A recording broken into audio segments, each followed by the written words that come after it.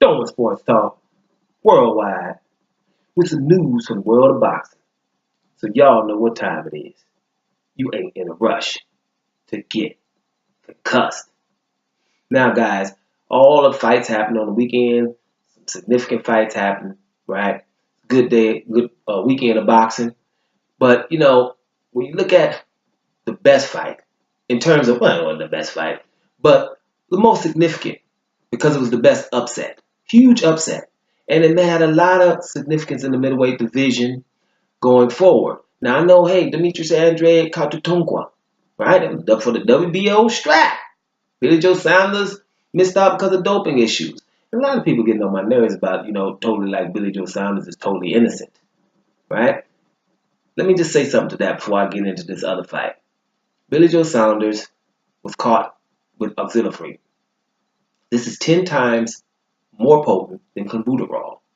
Now, right? Now, if this was accidentally ingested, or from nasal spray, right? Okay. Let me just make sure everybody's clear about this drug. Sprinters, when you talk about the best 2 or 3 sprinters in the last decade, you're going to think of, Usain Bolt. That's first. Take him out of the situation. Then the 2 names that's left is Alpha Powell and your boy Tyson Gay, right? Now, I forget my brother, the one who was doped and came back. I forget his name right now, who just won. He's doing well right now. But those are the names, the top 3 or 4 guys.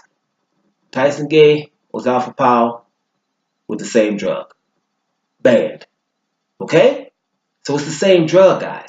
So here's the deal. Just because the UKAD and WADAD let you take this drug out of competition, which means up until the day of the fight, does not mean when you're in VADA testing, them boys are testing everything, right? And you signed up for it, then, you're going to get banned, right? Just like Canelo Alvarez got banned, even though he said he had tainted meat.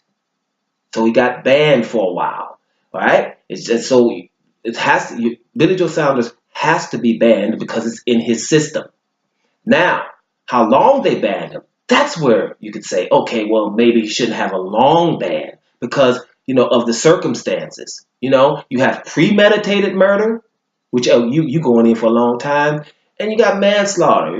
People got killed accidentally. Let's say you ran a red light and all of a sudden you ran over somebody and killed them. It was basically accidentally. It's not premeditated. It's a difference, but you still gonna get a penalty, right? That's what happened to Billy Joe Saunders. If he can prove that, man, I was just, it was a nasal spray. Hopefully he has a condition where he needs it. That's first. And once they figure all that out, then they probably won't ban him long. But does he need to be banned? Yes. It's in his system. He's going to have an unfair advantage over the other guy who doesn't have it in his system. And if it wasn't a drug that's so bad, then Tyson Gay or Zafa Powell, y'all need to holler at him because they were banned because of it. You understand? So therefore, let's clear that up. So he wasn't supposed to be fighting in that fight because they fight in Massachusetts. And you don't move a fight because somebody's taking something that they shouldn't be taking. Right? Because this is VADA testing. And VADA testing is the guys that show up when they want to. So that's enough for that. So that fight with Billy Joe, with your boy Demetrius Andrade and Contango for the WBO strap was significant. But another one in the middleweight division was Murata versus your boy Rod Brant. Right?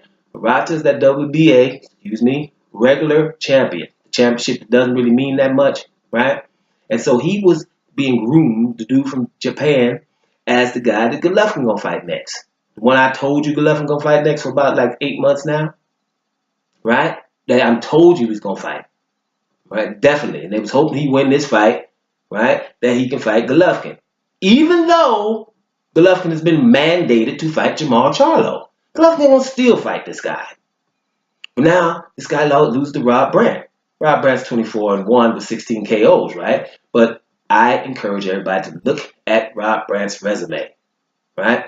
I didn't really know, and y'all know I know a little something. I didn't really know any of those guys except for Jorgen Bremer, who he lost to. I know Jorgen Bremer, and you should too. Matter of fact, he lost to Jorgen Bremer. Everybody else, man, there's some records in there. You'd be like, man, what's your record? Well, how are you going to be 3-20 and fighting somebody? But whatever, doesn't matter because Rob Brant shut out Murata. He didn't just beat him, he outclassed him, right? I don't think Murata won a round. Maybe one or two. Outclassed him at that level. And this is the guy that Golovkin is hell-bent on fighting. Instead of going there, taking care of Jamal Charlo and getting back in there with Canelo. This is the guy who's the best middleweight in the last 25 years. And when people were saying he wasn't, because he wasn't proven, you were getting flack.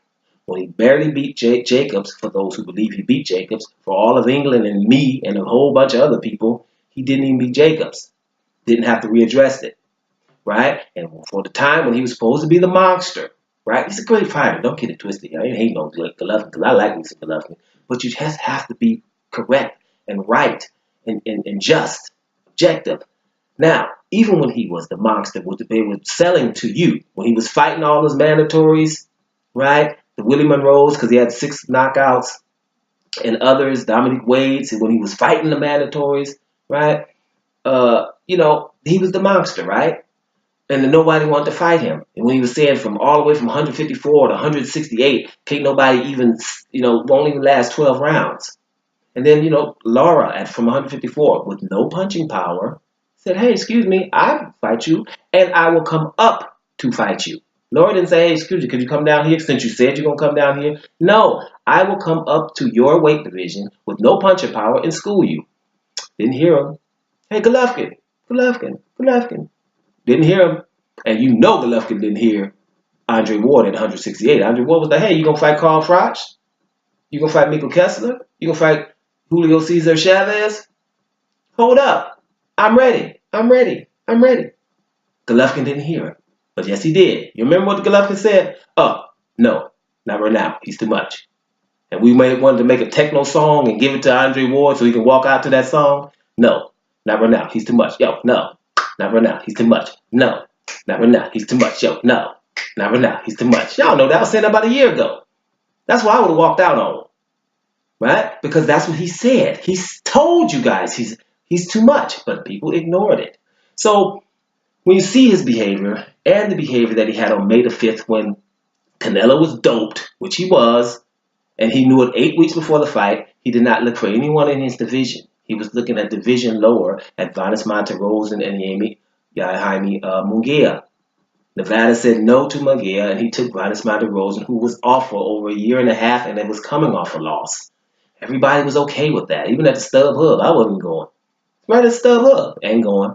Thing is, guys, this is blatant behavior.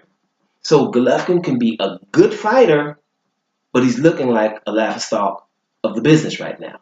Because who are you going to fight? Charlo's there, and you're mandated to fight him. So what are you going to do? Wait for Rob Brant and Murata to rematch or something and then fight the winner? Or what? Right? If you want Canelo, he should have to fight somebody important. There's Demetrius Andrade, who just won. Demetrius Andrade had, but for the May 5th fight, offered Canelo when Canelo said, I'm not fighting no softballs on 8 weeks' notice. 8 weeks' notice, I'm not fighting no softballs, even though Contadagua just did it on 10 days' notice.